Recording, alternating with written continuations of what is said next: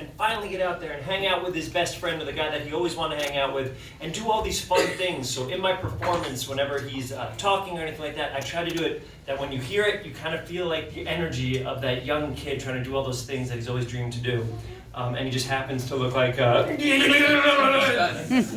looks are like Sonic. Yeah. You speak quickly. Oh yeah, we've been doing a lot of these interviews. Yeah, so that was the whole idea, to try to feel that heart and that love and that comedy in there.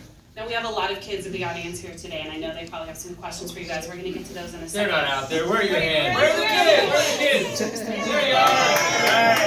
All right. You're the future of the world. Future guys. All right, so I have to talk to Donut Lord for just a second. I have to address a little bit of a bromance that was... Address the Lord. The Lord, yes. The Lord of Donuts. There was definitely some bromance, some really great friendship developing between you guys, between Sonic and Tom. And I would love to know, first of all, what were you acting with? Like, what kind of physical things did you have to develop a relationship with? Great question. I've tried to tune them out of my life, but let's go back and remind me what it was. It was a blue sandbag that I would hold when I had to hold Sonic, so it looked like I was holding something with weight. It was a little crudely made stuffed animal with a vapid stare. The sandbag was the good days. Those are the easy days, yes. And then most of the time it was a tripod with a little piece of tape, because obviously we couldn't have the character there, because the animators were going to create the character. So I was trying not to lose my mind and go crazy, staring into middle distance space and talking to something that wasn't there. So, but it was cool because I got to use my imagination, sort of turn myself back into a kid again, and bring myself into that world, and just rely on the imagination, I guess. Yeah. I've always had a dialogue going with the imaginary character. It's a bungee jumper that lives in my nose. Does he have a name, Jim? Does the bungee jumper have a name? Carrey. Oh, it's Furby! It comes out every once in a while when I laugh. Oh. We'll get you a tissue if that happens. Jim, you are such a joy to watch on screen. You act with every part of your body, every facial muscle, everything. We feel it and we enjoy it.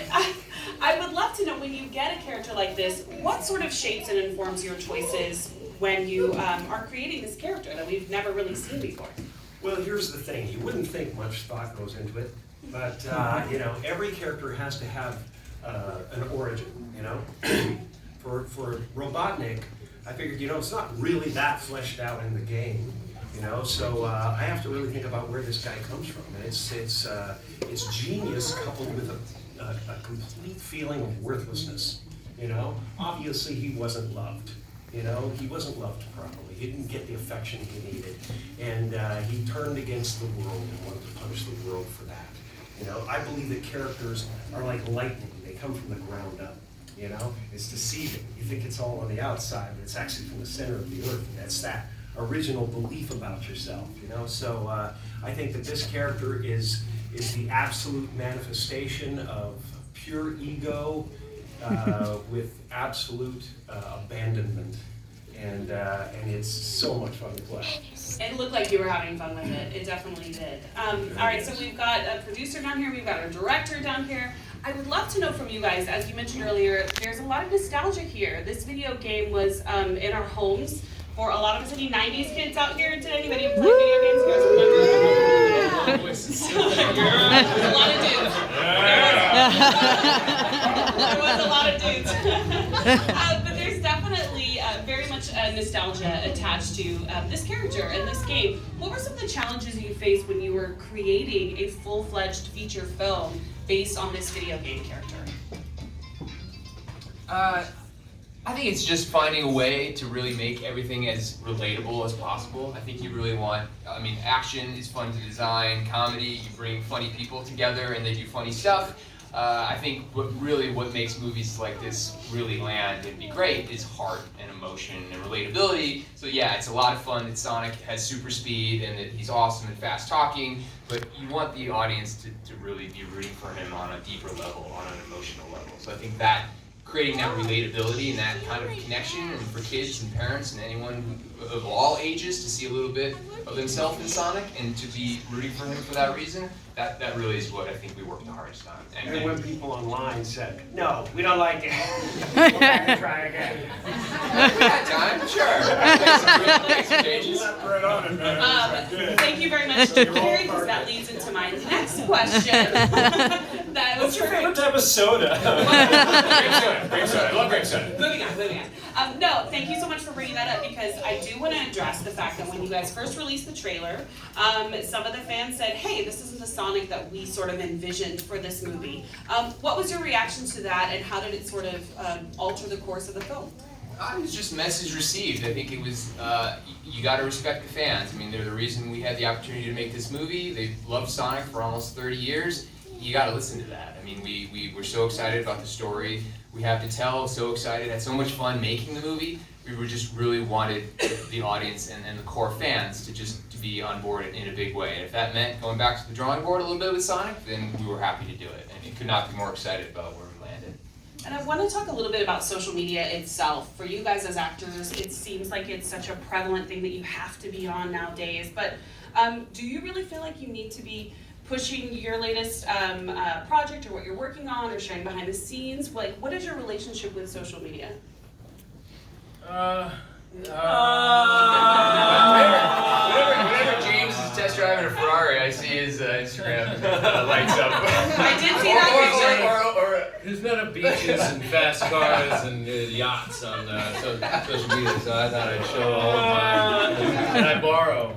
I found that there's a big, I tour doing improv in different cities and stuff, and for me at the beginning when I was performing at different improv theaters, it's hard to get word out about anything because, unless you came to our theater, but now we're able to tell different cities that we're coming, and now we're able to create content. At the beginning when I was making short films, right before YouTube existed, the only people that had seen were people that come to the shows.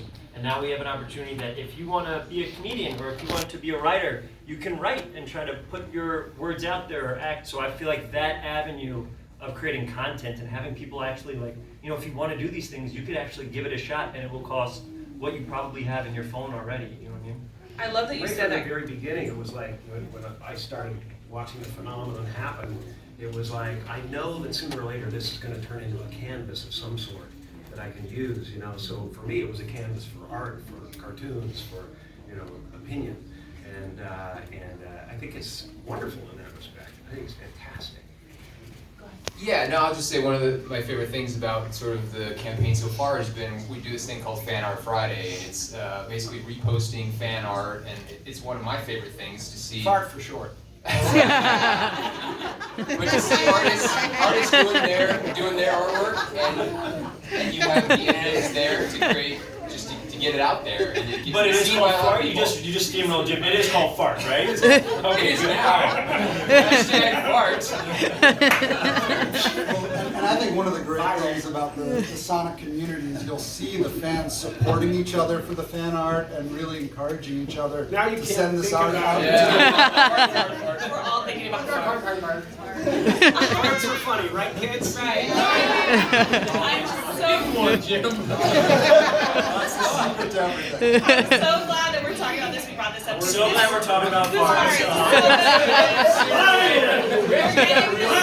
What better place to talk You're about getting the farts? scoop here on Lost this. all control. The fart's out there. The farts out of the bag. The farts out of the way. The reason I bring that up is because this room is filled with a lot of content creators, a lot of people who post online and on social media, and who are going to be posting fart memes all day long. And I want to get to them and their questions, you guys. If you have questions, please raise your hand. I'm gonna stand up so I can see everybody. We have a couple microphones. That's the one with the glove. Hold on. We've got a little kitty cat over here. I'm gonna.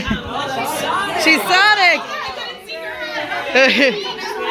There's a microphone behind you. Stand up on the chair. Stand up on the chair. Stand up on the chair. Hold on. I get on the chair. You guys don't forget to, if you want to say your name and your outlet. Go ahead. Do you guys get to improvise a lot? I love that you just asked that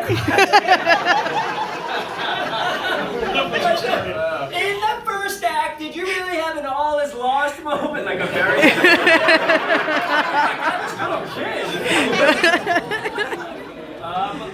Who improvised?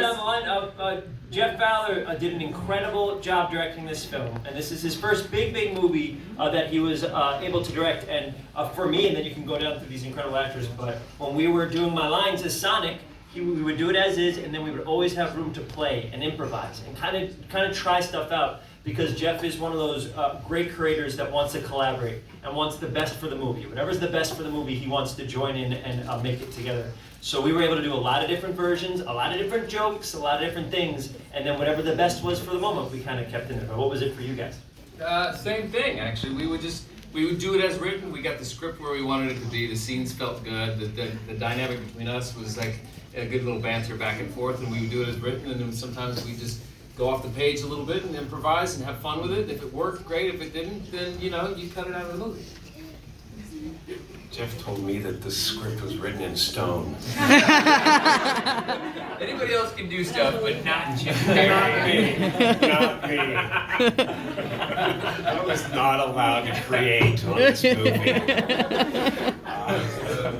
No, of course. It's a combination always of things, and you get a little bit of this and a little bit of that. To me, I read the script, I love the script, and I learn the script, and then the writer inside my brain starts working, and then I start dreaming, and then over breakfast something happens, and by the time I get to the set I have 10 or 15 ideas I want to try, and the memory of the script goes out the window temporarily, and then it's a matter of maybe 3 of the ideas I came up with getting in the film.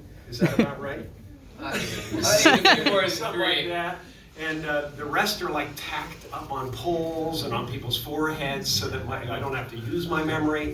And I can just go kind of, when I glance around and catch something, it happens. And then there's the stuff on the set. When you're really in it, and you're really having fun, and you really understand your character, things grow, just things pop out. It's like popcorn. It's wonderful popcorn. And I think the perfect example of that, you guys have all seen the movie, is that dance scene in the mobile lab, and that just you being down for something really, really wild and fun and crazy, and you pitched that, and I was like, that sounds amazing. And the entire thing will be in Fortnite. I love the line about Charlotte's Web and her sack. I watched that a lot at my house, and I was like, You gotta do something for the adults. I love it. I love it. Okay, let's go. Any kids back here? All right, let's see. You guys have microphones back there? Right here, yeah. Go ahead. You can pass it up to the corner.